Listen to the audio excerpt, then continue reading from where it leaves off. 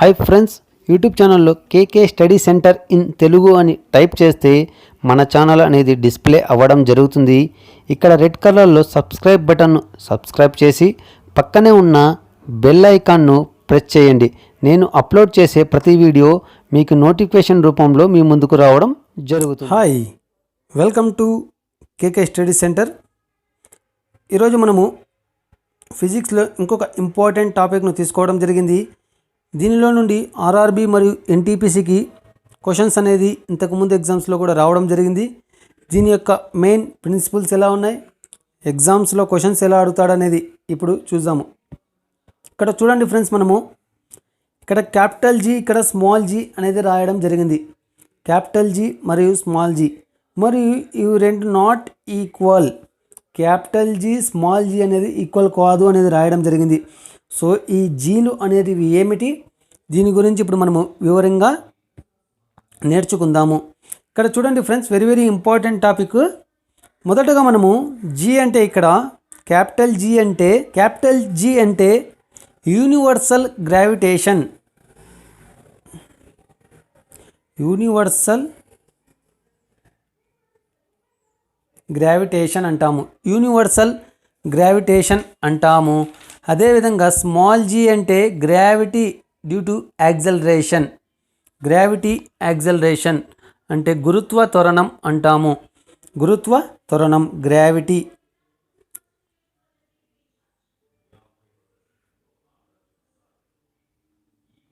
Acceleration, గురుత్వ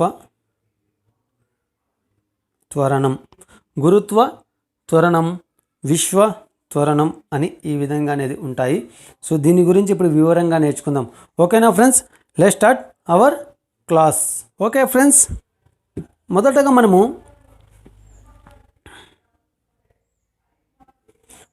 మనము small జీని చూద్దాము.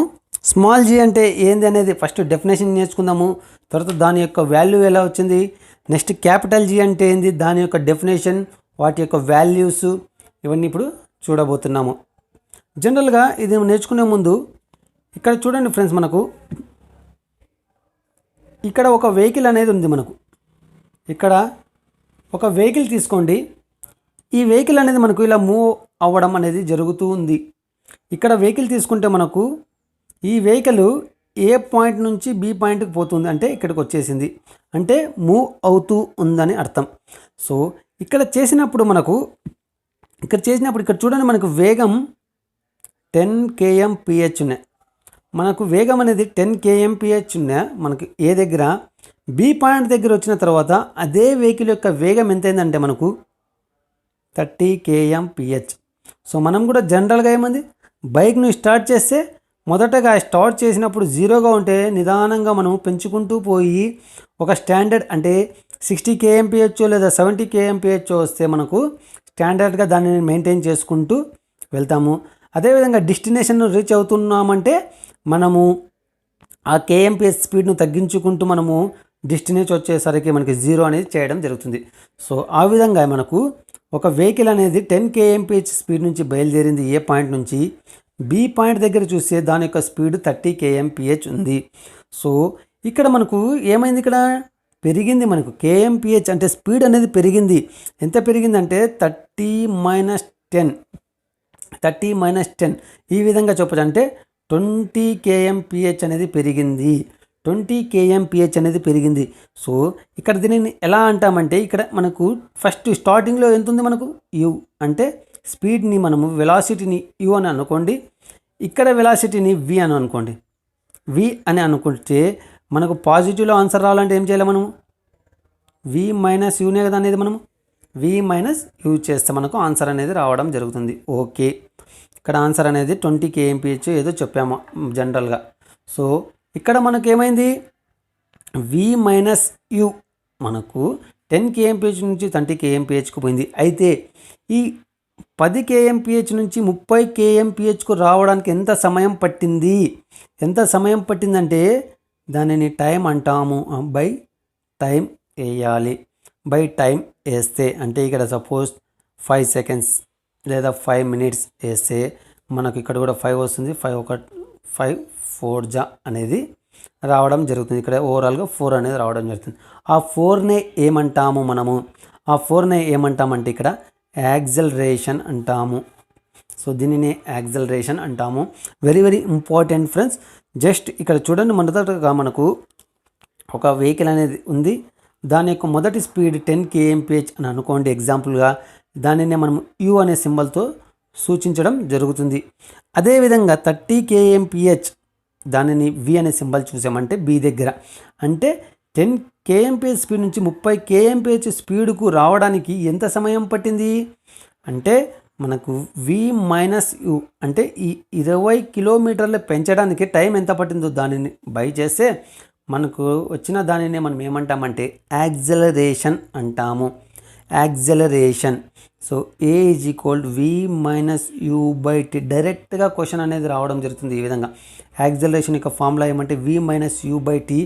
కొన్ని సందర్భాలలో v2 minus v1 by tea అని కూడా రావచ్చు. కొన్ని సందర్భాల్లో యూ అనే సింబల్ కూడా తీసుకోవచ్చు. ఓకే, అయితే ఇక్కడ మనకు దీని యొక్క యూనిట్స్ ఏమొస్తున్నాయి? మనకు యూనిట్స్ ఏమొస్తున్నాయంటే ఇక్కడ చూడండి, స్పీడ్ అంటేనే మనకు దేంట్లో ఉంటుంది?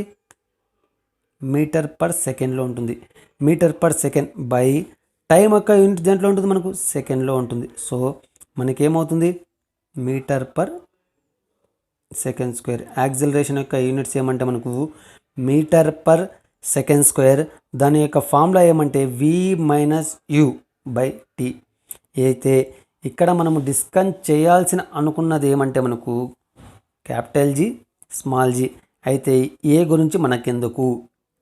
ఏ అంటే యాక్సలరేషన్ మనకు ఎందుకు వచ్చింది ఈ టాపిక్లో అంటే ఇక్కడ మనకు ఎలా వెళ్తుంది అనేది ఇక్కడ చూడండి ఫ్రెండ్స్. మనకు వెహికల్ అనేది ఎలా వెళ్తుంది? హారిజాంటల్గా వెళుతుంది. ఇక్కడ ఈ వెహికల్ నడపాలి అంటే మనకి ఏం చేయాలి? ఇంజన్ ఉంటుంది, లోపల డ్రైవర్ ఉంటాడు, నడుపుతూ ఉంటాడు. సో అటువంటి వాటిని మనం యాక్సలరేషన్స్ అంటాము. ఎక్స్టర్నల్ ఫోర్స్ అనేది రావడం జరుగుతుంది. అయితే మనము ఏం చేస్తున్నానంటే ఇక్కడ చూడండి, వెరీ వెరీ ఇంపార్టెంట్ కాన్సెప్ట్. ఒక వ్యక్తి ఇక్కడ మిద్దె పైన నిలబడడం జరిగింది. సో ఒక వ్యక్తి అనేది ఇక్కడ మనకు మిద్దె పైన నిలబడి ఒక బాల్ను కిందకు విసరడం జరిగింది. ఒక బాల్ను మనకు ఏమైంది? కిందకు విసరడం జరిగింది. సో అప్పుడు మనకి ఏమవుతుంది? బాల్ని పట్టుకున్నప్పుడు మనకి ఇక్కడ ఎంత ఉంటుంది? యు అనే స్పీడ్ ఉంటుంది. మనకు బాల్ అదే కిందకి చేరినప్పుడు ఆ బాల్ పైనుంచి ఇలా వచ్చి మనకి ఏమవుతుంది? కిందకి చేరినప్పుడు దాని యొక్క స్పీడ్ ఏమవుతుంది? మనకు వి అనేది అవుతుంది. అంటే ఇది ఇనిషియల్ వెలాసిటీ, ఇది ఫైనల్ వెలాసిటీ అని కూడా అనొచ్చు. ఇనిషియల్ వెలాసిటీ మొదటి వెలాసిటీ, తర్వాత వెలాసిటీ అని కూడా చెప్పవచ్చు.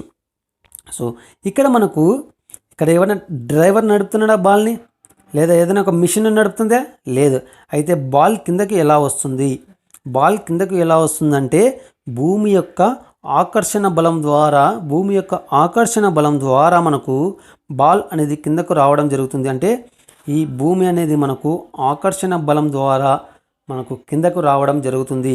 సో ఈ కిందకు రావడానికి ఎంత సమయం పడుతుంది అంటే ఇక్కడ మనకు వి, ఇక్కడ యు, ఇక్కడ వి తీసుకుంటే వి మైనస్ యు అంటే స్పీడ్లో మార్పు తేడా, అంటే వేగాలలో మార్పు ఎంత సమయంలో అవుతుంది? టైం. ఈ బాల్ కిందకు చేరడానికి ఎంతో సమయం పడుతుంది కదా.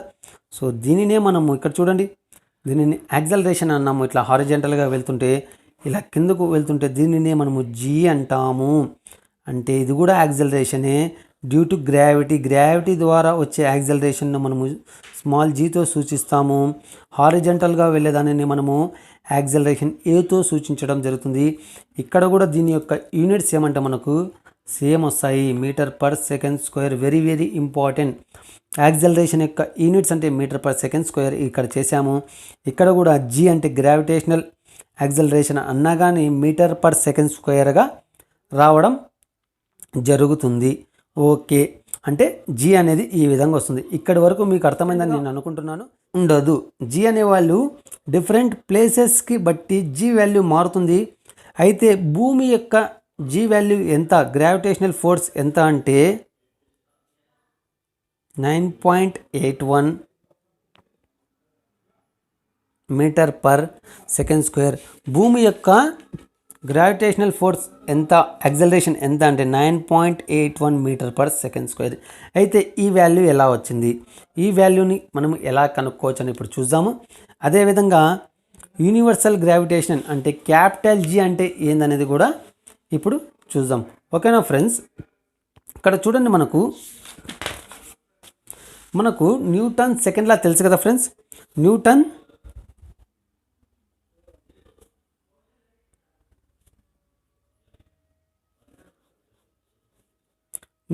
సెకండ్ లా మనకి ఏం చెప్తుందంటే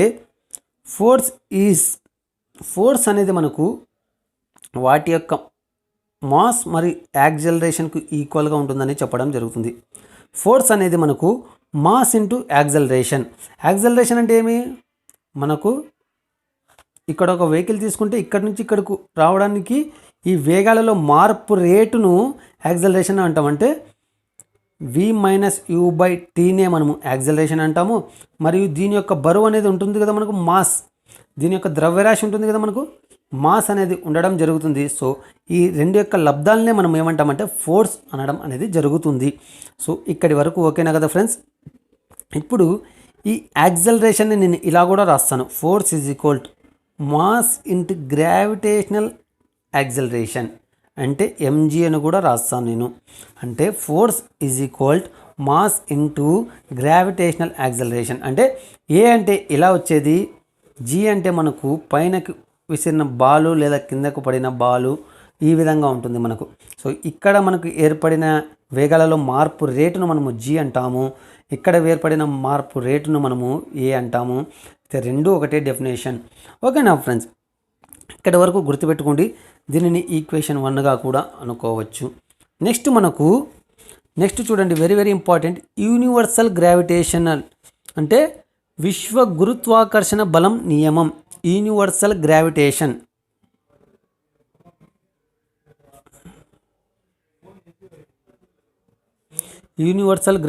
విశ్వ గురుత్వాకర్షణ బల నియమం.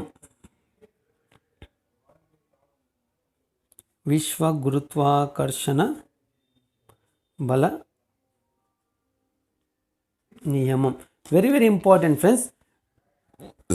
ఇక్కడ చూడండి, మనకు బల నియమం అంటే ఫోర్స్, యూనివర్సల్ గ్రావిటేషనల్ ఫోర్స్ అంటాము. సో దీనిని ఏ విధంగా డెఫినేషన్ అనేది రావడం జరుగుతుందో చూడండి. ఫోర్స్, ఇక్కడ మనకు రెండు వస్తువులు తీసుకోండి, ఇక్కడ ఒక వస్తువు, ఇక్కడ ఒక వస్తువు తీసుకోండి.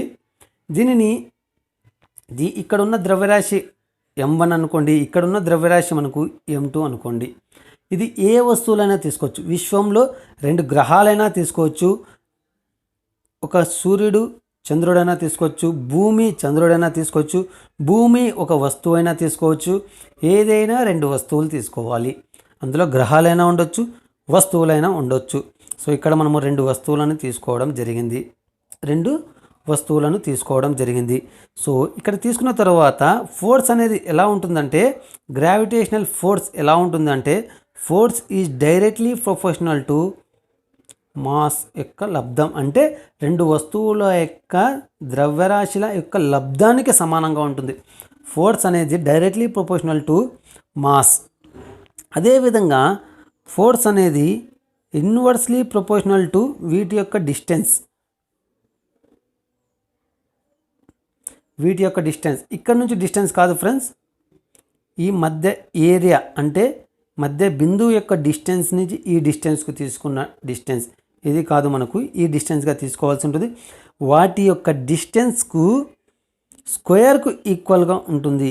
అంటే force is directly proportional to m1 into m2 అయితే, అదేవిధంగా force is inversely proportional to 1/d² ఈక్వల్గా ఉంటుంది. సో మనం ఈ రెండింటి ద్వారా మనం ఏ విధంగా రాయొచ్చు, force is directly proportional to m1 m2 by inversely proportional to d² అని చెప్పవచ్చు. సో ఇప్పుడు ఈ ఆల్ఫాను తీసేసి ఒక కాన్స్టెంట్ని పెడితే మనకు force is equal g m1 m2 by d² అనేది రావడం జరుగుతుంది. సో ఈ విధంగా రావడం జరుగుతుంది. ఇక్కడ F అంటే force, G is equal to m1 force is equal G into m1 m2 by D స్క్వేర్గా మనం చెప్పవచ్చు. అయితే ఇక్కడ మనకు ఇక్కడ వెరీ వెరీ ఇంపార్టెంట్ చూడండి ఫ్రెండ్స్, జీని బయటకు తీయాలంటే తీయచ్చు మనము. జీ అంటే అప్పుడు ఏమవుతుంది మనకు, జీ అంటే F D square by m1 m2, F D square m1 m2గా చెప్పవచ్చు. సో దీని యొక్క యూనిట్స్ ఎలా ఉంటాయి, సో ఫోర్స్ అంటే దాని యొక్క యూనిట్స్ ఎంత మనకు న్యూటన్స్, డి స్క్వేర్ అంటే లెంతే కదా మనకు అంటే m స్క్వేర్, ఇక్కడ m1 m2లు మనకు దేంట్లో ఉంటాయి మాస్ కేజీస్లో ఉంటాయి కాబట్టి కేజీ అంటే కేజీ స్క్వేర్గా వస్తుంది. So newton metre square per KG square అని చెప్పవచ్చు, or newton metre square KG power -2 అయినా కూడా చెప్పవచ్చు. ఈ విధంగా ఉంటుంది. ఓకేనా ఫ్రెండ్స్? ఓకే ఫ్రెండ్స్, ఇక్కడ చూడండి మనకు జీ యొక్క యూనిట్స్ ఏమంటే మనకు న్యూటన్ మీటర్ స్క్వేర్ కేజీ -2గా చెప్పవచ్చు, లేదా newton metre square per KG స్క్వేర్గా కూడా అయినా చెప్పవచ్చు. ఓకే, అయితే ఇది కాన్స్టెంట్ అన్నాం కాబట్టి దీనికి ఒక వాల్యూ కూడా ఉంది. అంటే మనకు జీ వాల్యూ ఎంత అంటే మనకు 6.67 into 10⁻⁻11 newton metre square KG power -2గా చెప్పవచ్చు. 6.67 into 10⁻⁻11 newton metre square KG power -2గా అయినా చెప్పవచ్చు. దీని ఎస్ఐ యూనిట్స్లో అదేవిధంగా జీ వాల్యూ మనకు 6.67 ఇంటూ 10⁻⁻8 మనకు -8 dyne centimetre square gram power -2 అంటే మనకు సిజిఎస్ యూనిట్స్లో చెప్పవచ్చు. ఇక్కడ మనకు ఎస్ఐ యూనిట్లో ఈ విధంగా ఉంటుంది, సిజిఎస్లో ఈ విధంగా ఉంటుంది. ఈ వాల్యూ మనకు చాలాసార్లు ఎగ్జామ్లో రావడం జరిగింది. దీనిని గుర్తుపెట్టుకోవడానికి ట్రై చేయండి. అదేవిధంగా ఈ జీ వాల్యూను కనుక్కున్న వ్యక్తి ఎవరంటే హెన్రీ క్యావెండిష్.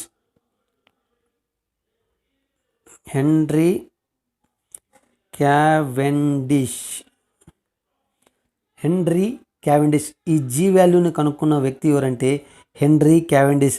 ఈ జీనే మనం ఏమంటామంటే యూనివర్సల్ గ్రావిటేషన్ అంటాము. దీని యొక్క వాల్యూ 6.67 ఇంటూ 10⁻⁻11. అదేవిధంగా దీనిని కనుక్కున్న వ్యక్తి ఎవరంటే ఈ వాల్యూను హెన్రీ క్యావెండిష్ కనుక్కున్నాడు. ఇక్కడ మనకు వెరీ వెరీ ఇంపార్టెంట్ పాయింట్ ఏమంటే ఈజీ అనేది 9.81 అనేది చెప్పడం జరిగింది. ఈజీ అంటే 6.67 ఇంటూ 10⁻⁻11 అనేది చెప్పడం జరిగింది. ఇక్కడ చూడండి ఫ్రెండ్స్, ఈ స్మాల్ జీ అనేది డిఫరెంట్ ప్లేసెస్కి డిఫరెంట్గా ఉంటుంది. అయితే ఈ క్యాపిటల్ జీ అనేది విశ్వంలో ఎక్కడ తీసుకున్నా అంతే విధంగా ఉంటుంది. విశ్వంలో ఎక్కడ పోయినా విశ్వ గురుత్వాకర్షణ యొక్క ఫోర్స్ ఎంత అంటే మనకు 6.67 ఇంటూ 10⁻⁻11గా చెప్పవచ్చు. ఇది మనకు హెన్రీ క్యావెండిష్ కనుక్కోవడం జరిగింది. ఓకేనా ఫ్రెండ్స్, ఇక్కడ వరకు మీకు అర్థమైంది కదా. నెక్స్ట్ ఇప్పుడు మనము 9.81 ఏ విధంగా వచ్చిందో చూద్దాము.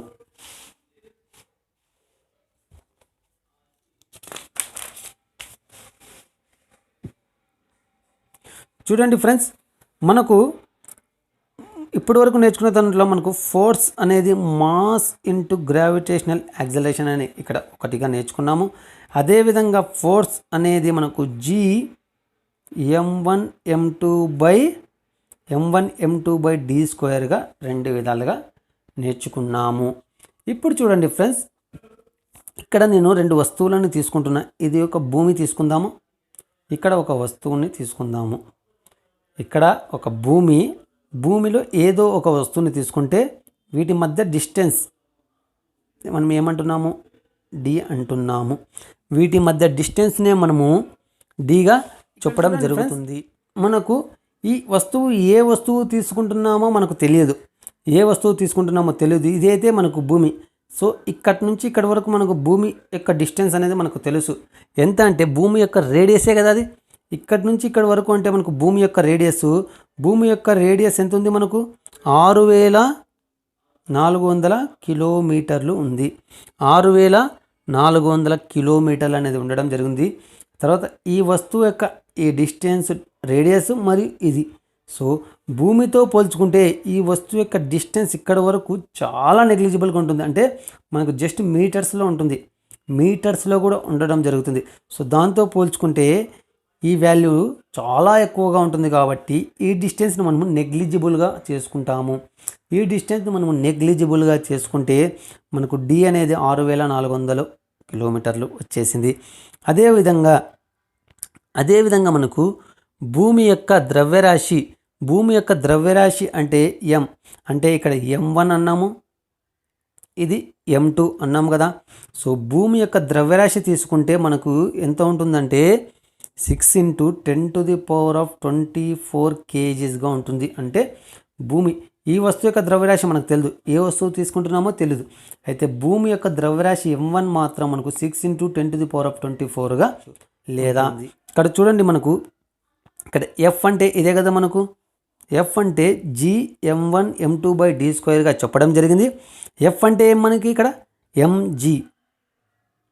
mg is equal g × m1 m2. So ఇక్కడ చూడండి ఫ్రెండ్స్, మనకు రెండు ఫోర్స్లు అనేటివి ఉండడం జరిగినాయి. ఈ ఫోర్స్ దీనికి ఈక్వల్గా చేసుకుంటే మనకేమొస్తుంది, mg ఈజ్ ఈక్వల్ gm1m2/d² అనేది రావడం జరుగుతుంది. ఇక్కడ ఒక ఇక్కడ M2 అనేది మనకు దేనికి ఈక్వల్ అనేది ఆల్రెడీ ఇక్కడ డిస్కస్ చేశాము. సో ఇక్కడ భూమి యొక్క ద్రవ్యరాశి ఒక వస్తువు యొక్క ద్రవ్యరాశి అని చెప్పడం జరిగింది. సో ఇక్కడ మనము వస్తువు ద్రవ్యరాశి క్యాన్సిల్ చేస్తే మనకు ఏం మిగలడం జరుగుతుంది, g ఈజ్ ఈక్వల్ gm/d² అనేది రావడం జరుగుతుంది. సో మనకు ఇక్కడ g is equal capital G value ఎంత మనకు 6.67 × 10⁻⁻11 ఇంటూ మనకు m వాల్యూ ఎంత, మనకు m వాల్యూ 6 × 10⁻24 kgs. అదేవిధంగా రేడియస్ ఎంత, మనకు భూమి యొక్క రేడియస్ ఎంత అంటే 6400 × 6400, ఎందుకంటే ఇక్కడ d² కాబట్టి 6400 × 6400. వన్స్ ఇది క్యాలిక్యులేట్ చేస్తే మనకు G వాల్యూ అనేది 9.81 m/s² వస్తూ ఉంది. అయితే ఈ వాల్యూ అనేది డిఫరెంట్ ప్లేసెస్కి డిఫరెంట్గా ఉంటుంది. ఎందుకంటే ఇక్కడ M అంటే ద్రవ్యరాశి పెరిగిందనుకో G విలువ కూడా పెరుగుతుంది, ఇక్కడ ద్రవ్యరాశి తగ్గిందనుకో G విలువ కూడా తగ్గుతుంది. అదేవిధంగా ఇక్కడ రేడియస్ తగ్గితే మనకు G విలువ పెరుగుతుంది, అదేవిధంగా రేడియస్ పెరిగితే G విలువ తగ్గుతుంది. ఈ విధంగా రిలేషన్స్ కూడా మనకు ఎగ్జామ్లో ఎక్కువగా అడిగే అవకాశాలు ఉన్నాయి. ఓకేనా ఫ్రెండ్స్, అయితే ఈ G వాల్యూ డిఫరెంట్ ప్లేసెస్, ఎందుకంటే ఈ విధంగా మనకు ద్రవ్యరాశి మరియు వాటి యొక్క రేడియస్ పైన ఆధారపడి ఉంటుంది అని మనం ఈజీగా చెప్పవచ్చు. ఓకేనా ఫ్రెండ్స్, ఇక్కడి వరకు మీకు అర్థమైందని నేను అనుకుంటున్నాను. ఇందులో మీకు ఏవైనా డౌట్స్, సందేహాలు అలా ఏమైనా ఉంటే కామెంట్ రూపంలో తెలియజేయండి, వాటిని వివరించడానికి ట్రై చేస్తా.